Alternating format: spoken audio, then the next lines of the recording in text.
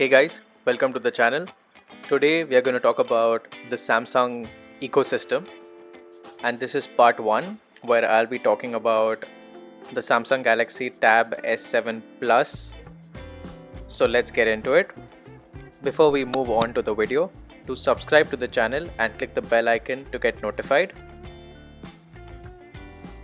To start with, let's talk about the design.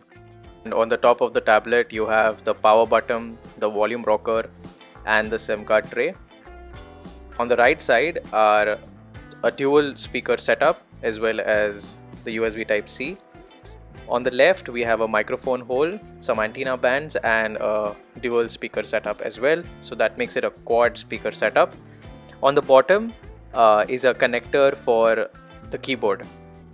On the back we have a dual camera setup with a flash and the Samsung logo, as well as the charging pad for the pen or the stylus. Let's talk about the display first. It is a 12.4-inch display. It even comes in a smaller size, and it is a 1752 x 2800 pixels with a 266 ppi density, and it is a Super AMOLED display at 120 Hz. It also supports HDR10 plus content, which makes it really good.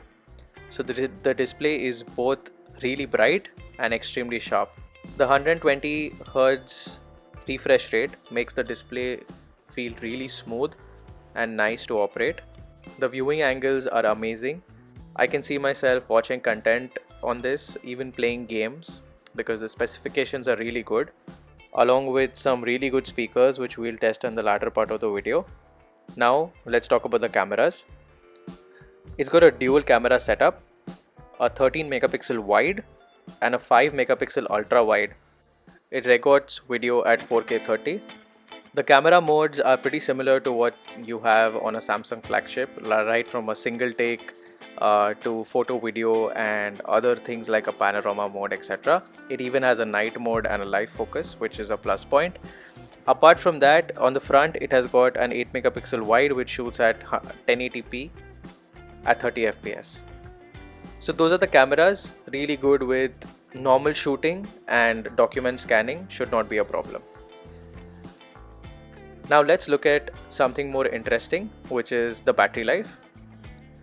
Now, the battery life is something which is really important in a tablet, and this tablet has got a 10,090 mAh battery, which is an extremely large battery and should not be a problem with day-to-day usage.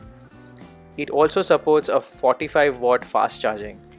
The tablet should easily last anyone a day and a half or 2 days with continuous usage, and on standby even more than that. The overall user experience of the tablet is really good. As I said earlier, it's a very light and nice tablet. The specifications are also really good. So you get a 865 plus Snapdragon processor with a 6 or an 8 GB of RAM depending upon the storage you choose. It comes with Android 10 and One UI 2.5 on top of that. It also comes with a stylus which is sold separately, but that is also something which needs to be looked at, just like the Apple Pencil. The tablet overall is really good, and it definitely stands as a competitor to the iPad Pro 12.9 inch, the 2020 model, which is pretty similar with the size of the screen and the battery life. Obviously the processors and the softwares are completely different and it depends on a personal preference, but this tablet is really good. Now let's test out the speakers, and I am going to be quiet so that you can hear the sound. Let's talk about the design. The OnePlus 8 Pro is a glass and metal sandwich with that ridge on the top, which looks really cool. I really love the alert slider as well in the OnePlus phones. You have the power button. So that's with the speakers, really loud, and I would say extremely good speakers for a tablet this size. And there is going to be a second part to this video where I will talk about the Galaxy Watch 3 and the Buds Live.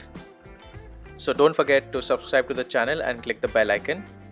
Do let me know in the comment section below of what you think about this video and whether you're going to go and pick up the Samsung Galaxy Tab S7 Plus. As usual, thanks for watching.